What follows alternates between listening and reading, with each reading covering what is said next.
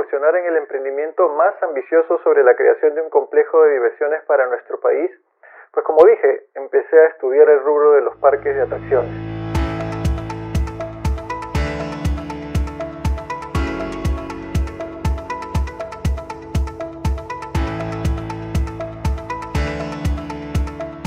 De hecho, es un rubro de negocio muy interesante y que suele además englobar una serie de servicios, tanto directos propiamente, presentes en el interior de un parque de diversiones, claro, fuera de los juegos y atracciones, tales como por ejemplo los expendios de comida, de merchandising, servicios fotográficos, de eventos, etc. Como también los servicios indirectos, complementarios, donde todo se vuelve un complejo económico conformado por diversos tipos de comercios, como por ejemplo las agencias turísticas, de transporte, la hostelería, entre otros. Todo va a depender del tamaño y las características del proyecto, vale decir en este caso el tipo de parque de atracción que plantee desarrollar.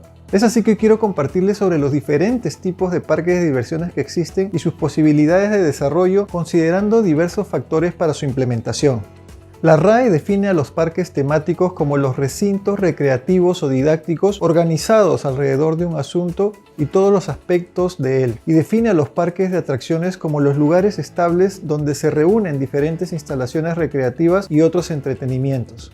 Bueno, realmente hoy en día todo es una mezcla de ambas definiciones. No hay un solo tipo de parques temáticos, puesto que estos se categorizan según sus ingresos, su tamaño, cosas diferentes que lo clasifiquen en su categoría única. Claro, es que no tendría sentido comparar Fantasylandia en Santiago de Chile con Disney World en Orlando, porque sus números son totalmente diferentes, así que no sería justo. Por eso vamos a dividir los parques indoor en primer lugar, o parques pequeños o locales, los parques regionales o mega regionales y los megaparques o mega resorts. Por un lado tenemos los parques indoor o pequeños. En nuestro país aún no tenemos demasiados, pero son aquellos parques que están, por ejemplo, dentro de los centros comerciales o que son pequeñitos, ¿no? Y suelen estar en zonas pues de alta afluencia, ya que existen, vale decir, estos parques no se construyen desde cero, ¿no? Sino se utiliza una estructura que ya existe para construir este nuevo emplazamiento. Aunque en nuestro país también podemos reconocer algunos otros parques pequeños, además de lo que ocupan algunos espacios dentro de los centros comerciales, como ubicados en algunos otros espacios que han incluido pues atracciones, tales como los restaurantes, algunos hoteles, algunos alojamientos y zoológicos,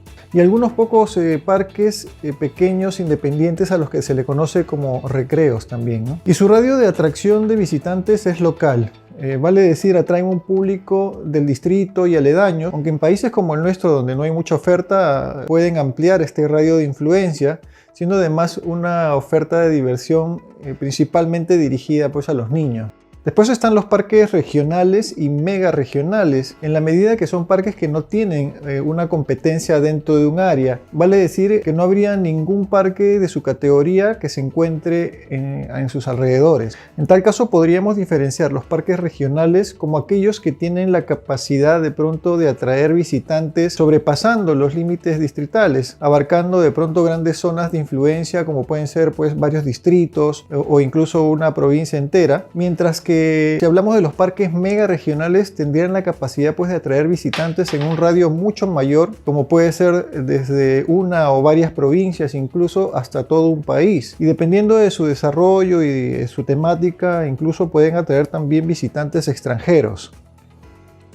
En nuestro país aún no existe una oferta de parques de diversiones que podríamos catalogar como parque regional, aunque algunos parques interinos pudieron haber tenido esta definición por un plazo breve. A pesar de ello, al no ser recintos estables, es difícil catalogarlos con claridad. Sin embargo, esta oferta de entretenimiento existe en países de la región, como por ejemplo el Parque de la Costa en Argentina, Fantasylandia en Chile, Six Flags en México y el parque además mega regional Beto Carrero World en Brasil, que además es el más grande de Latinoamérica. Por último, la última categoría serían los megaparques, que son básicamente Disneyland y Universal. Para poder entender los beneficios y costes de los diversos parques, aclarar en primer lugar que los parques indoor o los parques pequeños existen porque los parques regionales existen, porque estos parques grandes establecen básicamente una cantidad de lineamientos, de cosas que son utilizadas como referencias por los parques pequeños. Vale decir que estos parques más grandes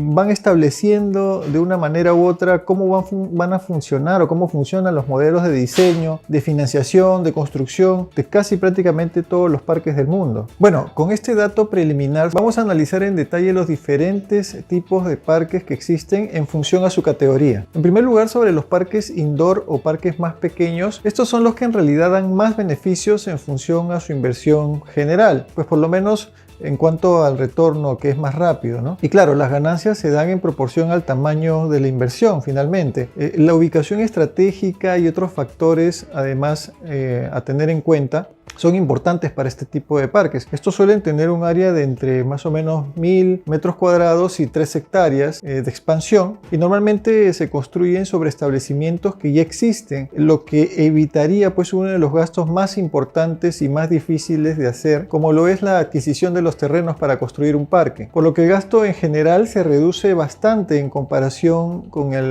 las otras categorías, ¿no? Estos parques pequeños tienen un coste de entre 10 y 30 millones de dólares, y este rango pues es tan amplio porque depende de varias cosas, como por ejemplo de las IPs o los tipos de tecnología que se van a utilizar. Pues no es lo mismo que un parque con atracciones pequeñitas a un parque indoor con atracciones de realidad virtual o más sofisticadas. Tampoco si los juegos mecánicos o montañas rusas son de pronto de segunda o son nuevos, etc. Y son los que tienen el mayor tipo de ganancias por metro cuadrado en relación pues a su inversión inicial.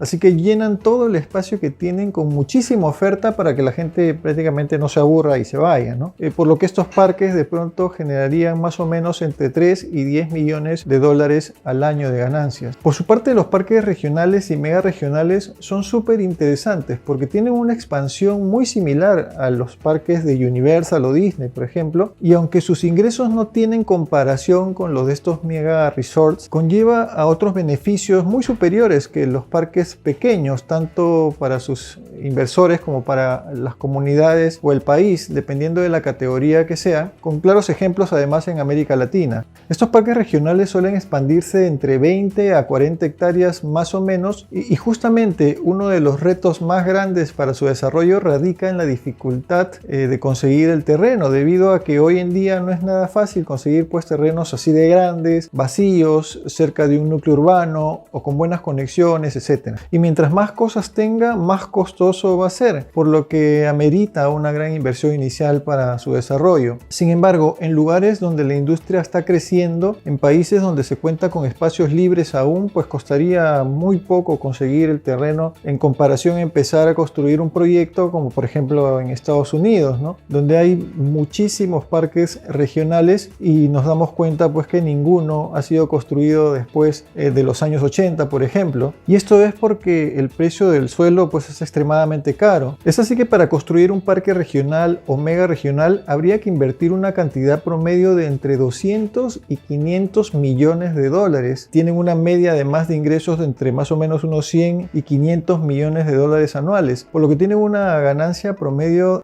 en todo caso por metro de terreno, mucho menor a los parques indoor o pequeños, lo que no significa que no sean buenos negocios, sino que las ganancias tomarían un poco más de tiempo en obtenerse. Por su parte, Universal y Disney tienen su propia categoría porque son empresas gigantes, las más grandes del mundo en cuanto a parques temáticos y las que más ingresos generan, por lo que no sería justo obviamente compararla con otros parques. Lo interesante es que no hay ninguna compañía en el mundo que se atreva ahora a competir con estos gigantes, pues están tan posicionados y tienen las raíces tan fuertes que es prácticamente imposible. Un parque de estas características tiene un cash flow más o menos de 300 millones de dólares y unos ingresos anuales totales de hasta 1.000 millones de dólares. Mucho dinero. Y claro, esto puede parecer muy alto, pero hay que tener en cuenta su costo inicial de aproximadamente 2 o 3.000 millones de dólares. Es muchísimo dinero. Así que se esfuerzan para poder generar también como consecuencia pues un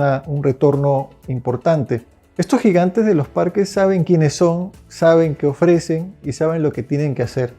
Es así que cuando van a construir un parque nuevo en algún lugar, por ejemplo, pues saben que los gobiernos les van a dar una serie de beneficios para llevar a cabo el proyecto, porque saben que esto también beneficiará al país en cuestión, generando muchísimo turismo, por ejemplo, puestos de trabajo, reputación, etcétera, lo que les sale rentable. Y en Japón, Universal Studios fue subsidiado completamente por el gobierno municipal de Osaka. Es decir, que el gobierno interviene un montón también en la construcción de estos parques para que sean posibles. Y aunque todo parece fácil para estos tipos de parques, tienen el problema de que ellos mismos son su propia competencia, pues no temen a que aparezca otro parque y los destrone, sino que tienen miedo de que su nuevo parque no cumpla las expectativas de la marca que ya manejan. Imaginen que en estos parques una sola atracción puede llegar a costar hasta 100 millones de dólares, algo incluso cercano a lo que puede llegar a costar todo un parque regional. Es por eso que si Disney o Universal quisieran aperturar un nuevo parque en algún lugar del mundo, tendría que construirse cumpliendo con las expectativas de la gente. Son entonces las expectativas y la autocompetencia lo que hace que Disney y Universal sean tan difíciles de construir hoy en día, porque realmente ninguna otra compañía podría invertir 2.000 millones de dólares para la construcción de un parque temático.